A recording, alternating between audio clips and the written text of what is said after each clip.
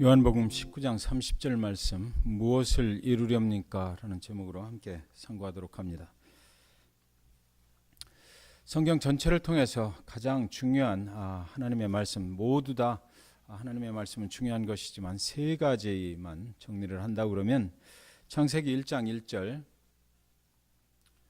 태초에 하나님이 천지를 창조하시니라. 그리고 요한복음 3장 16절, 하나님이 세상을 이처럼 사랑하사 독생자를 주셨으니 이는 그를 믿는 자마다 멸망하지 않고 영생을 얻게 하려 하심이라. 요한복음 19장 30절 오늘 말씀이죠.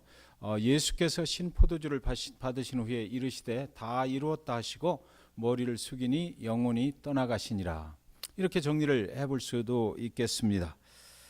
요한복음 19장 30절은 구약 성경의 종착지이고 또한 새로운 언약의 시작점이 되는 것입니다. 예수께서 신포도주를 받으신 후에 이르시되 다 이루었다. 구약 성경에서 예수 그리스도가 오실 것을, 메시아 예수가 오실 것을, 그래서 우리의 모든 죄를 대신 지고 십자가에 죽으신 후에 우리는 이제 그 모든 죄사함을 받고 그 용서함으로 인해서 그 은혜로 살아가는 새 언약의 시대를 살게 된다라는 것, 그것을 다 이루었다라는 것입니다. 이 선언은 십자가에서 이루어졌습니다. 예수님이 이 땅의 사역을 다 마치시고 십자가에 달리시고 운명하시기 바로 직전에 하신 말씀이 바로 다 이루었다라는 것이었어요. 여러분, 인간은 저를 포함해서 여러분 모두는 성공하기를 원합니다. 화려한 축복을 받으며 정상을 향해서 올라가기를 원합니다. 인간은 자랑하고 싶은 것들로 꽉 채워져 있습니다. 성공의 정상에 섰을 때 그때 가서야 이제는 후회 없다. 내가 이만큼 성공했으니까 이제는 후회 없다. 내 인생 이제는 후회 없이 다 이루었다라고 말하고 싶은 것이 인간의 속성입니다. 그런데 이 예수님의 다 이루었다라고 하시는 이 말씀은 고통과 고난의 십자가상에서 운명하시기 바로 직전에 말씀하셨다라는 것입니다. 여러분, 예수님은 이 땅에 오셔서 많은 표적과 기사를 행하셨습니다. 무덤에 갇힌 지가 나흘이나 지났는데, 죽은 지가 나흘이나 지난 그 나사로의 무덤 앞에서 나사로야 나오라 했을 때 나사로가 수건을 동인 채로 걸어 나왔습니다. 이때 주님은 다 이루었다라고 수많은 관중들 앞에서 그렇게 말하지 아니하셨습니다. 또 그 벌판에서 5,000명을 하나님께 보리떡 5개하고 물고기 2마리를 가지고 축사하시고 나서 그 5,000명을 충분히 먹이시고 그리고 나서도 남은 광주리에 충분히 채웠던 그런 시절에 그 수많은 관중들 앞에서 다 이루었다라고 그의 성공적인 사역 앞에서 그 말씀을 하시지 않았다라는 것입니다.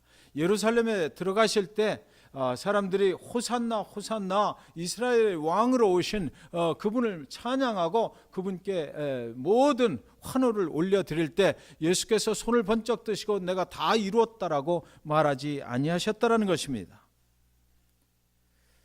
그 자리가 예수님이 원하셨던 그런 자리가 아니었기 때문입니다. 그렇다면 예수님은 과연 무엇을 다 이뤘다라고 이 죽음의 십자가 앞에서 죽기 전에 이렇게 말씀하시는 것입니까?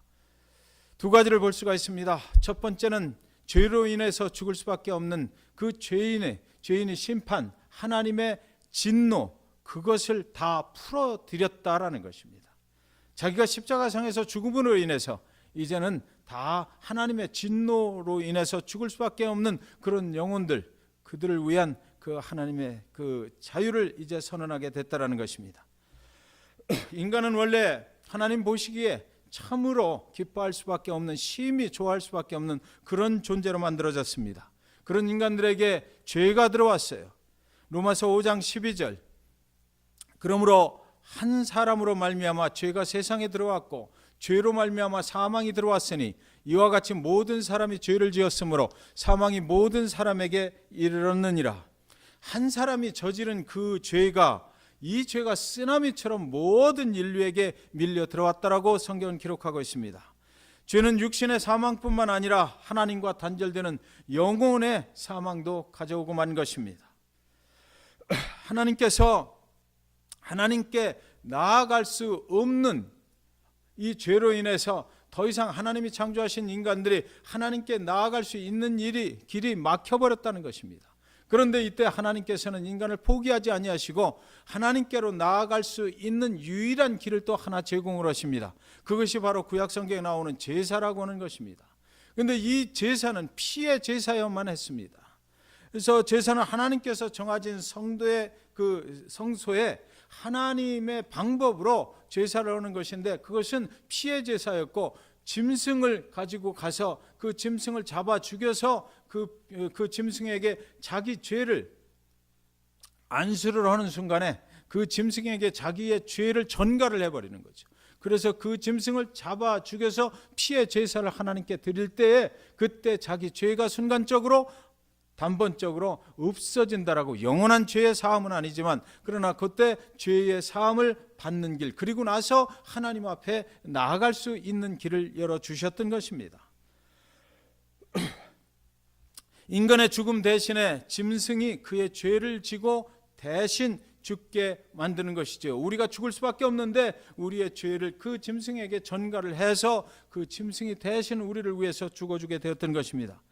그래서 구약 성경에는 여러분들 아시지만 수많은 제사에 대한 그 제도가 어떻게 되는 건지, 제사를 어떻게 드려야 되는 건지, 이것을 아주 자세하게 기록을 해놓고 있는 것입니다. 그것은 유일한 하나님께 나아가는 방법이었기 때문입니다.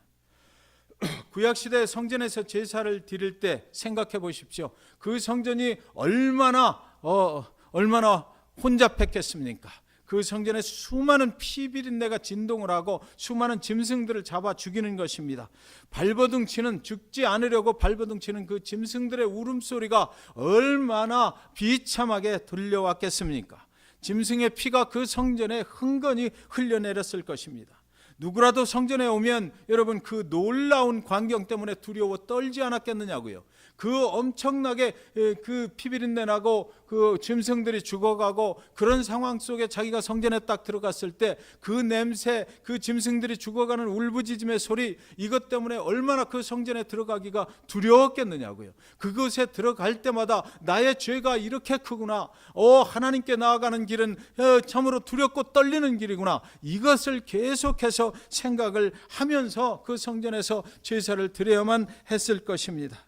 이것이 구약 성경에 나오는 죄인된 인간이 하나님께로 나아가는 유일한 방법이었다라고 하는 것입니다. 그곳에 들어가면 언제나 하나님이 두렵고 떨리고 정말 그 앞에서 나의 죄인됨을 고백할 수밖에 없는 그런 상황 속에서 그들은 하나님께로 나아갔던 것이에요. 수없이 반복되는 이 피의 제사를 하나님께서는 근데 끊을 방법을 생각하셨던 것입니다. 단번에 끊어버려서 이제는 더 이상 저 수많은 짐승들을 죽이지 아니하고 온전히 모든 인류에게 죄사함을 줄 수 있는 그런 방법을 하나님께서는 생각을 하셨던 것이에요. 계획하셨습니다. 언젠가는 완전하게 이 반복되는 제사 제도를 폐기하기로 하나님께서는 결정을 하셨던 것이죠. 그래서 그 방법이 뭐냐면 당신의 사랑하는 아들 독생자 예수를 죄 없고 흠이 없지만 완전한 속죄양으로 모든 인류의 죄를 한 번에 사해버릴 수 있는 그런 속죄양으로, 어린 양으로 이 땅에 보내신 것입니다. 죄에 대한 하나님의 진노를 단 한 번의 제사로 풀어드리는 사건이 바로 골고다 십자가에 달려서 우리의 화목제물이 되어주신 예수 그리스도 십자가 사건인 것입니다. 일시적으로만 하나님의 진노를 풀어드리는 그런 불완전한 제사가 이제 그 어린 양 예수가 골고다 십자가에서 죽임당함으로 인해서 그래서 완전한 그 제사로 변화가 됐던 것이지요. 예수는 수없이 많은 짐승들이 죽어가야만 했던, 그래서 하나님의 진노가 일시적으로 멈추게 하였던 그런 제사가 아니라 쏟아지는 하나님의 진노를 단 한 번에 감당하신 제사인 것입니다. 여러분, 그 예수를 우리가 믿는 것입니다. 그래서 우리는 오늘도 이렇게 하나님 앞에 나올 때 부담 없이 자유를 가지고 나와서 하나님을 예배할 수 있게 된 것이에요. 그 예수 그리스도가 없는 십자가는 의미가 없는 것이고, 예수 그리스도가 없는 그 믿음은 의미가 없는 것이고, 예수 그리스도가 없는 교회는 아무 의미가 없는 것입니다. 골고다 십자가에 달리신 예수의 죽음을 통해서 진노의 시대가 하나님의 진노의 시대가 하나님의 은혜의 시대로 바뀌어 버리는 것이에요. 주님께서 그날 그곳에서 우리의 모든 죄를 지고 단번에 하나님의 모든 진노를 해결해 주셨기 때문입니다. 하나님의 진노를 풀어드리기 위해서 예배하는 것이 아니라 이제는 저와 여러분은 그날 그곳에서 베풀어 주신 하나님의 은혜에 감사해서 하나님께 예배를 하게 됐다는 것입니다. 우리는 지금 은혜의 시대를 살아가고 있는 것이에요. 주님께서 갈릴리에서 하신 첫 번째 설교는 누가복음 4장 18절 19절의 말씀입니다. 주의 성령이 내게 임하셨으니 이는 가난한 자에게 복음을 전하게 하시려고 내게 기름을 부으시고 나를 보내사 포로된 자에게 자유를, 눈먼 자에게 다시 보게 함을 전파하며 눌린 자를 자유롭게 하고 주의 은혜의 해를 전파하게 하려 하심이라. 모든 죄에서 속박하시는 것입니다. 모든 죄에서 우리를 자유케 하시는 것입니다. 모든 죄로부터 우리를 해방시켜 주시는 것입니다. 모든 육신의 고통으로부터, 질고로부터 우리를 해방시켜 주시는 것입니다. 그것이 예수님께서 이 땅에 오신 이유이고 목적이었던 것이에요. 주의 은혜의 해를 전파하게 하려 하심이라. 그래서 저와 여러분은 그 주의 은혜에 감동 감화 입어서 주님께 기도하고 주님을 찬양하고 나가면 모든 죄사함은 물론이고 모든 육적인 문제, 영적인 문제로부터 해결받게 됨을 이 시간 믿으시기 바랍니다. 다 이루었다는 구약의 종지부를 예수님께서 찍어주셨기 때문에 그런 것입니다. 이제 우리의 구원은 더 이상 짐승을 죽이지 않습니다. 이제 더 이상 율법에 매여 살 필요도 없습니다. 우리의 구원은 더 이상 은과 금 같은 것으로, 물건으로 또는 우리가 가진 최고의 것으로 들여서 해결하는 것이 아닙니다. 오직 흠없고 점없는 어린 양 예수의 보혈로 이루어지는 것이기 때문이에요. 베드로전서 1장 18절 19절 말씀, 너희가 알거니와 너희 조상이 물려준 헛된 행실에서 대속함을 받은 것은 은이나 금같이 없어질 것으로 된 것이 아니요 오직 흠없고 점없는 어린 양 같은 그리스도의 보배로운 피로 된 것이니라. 아멘. 내가 죄인 중에 괴순이라 말했던 사도 바울의 고백입니다. 그 고백은 로마서 5장 8절의 말씀을 한번 보시겠습니다.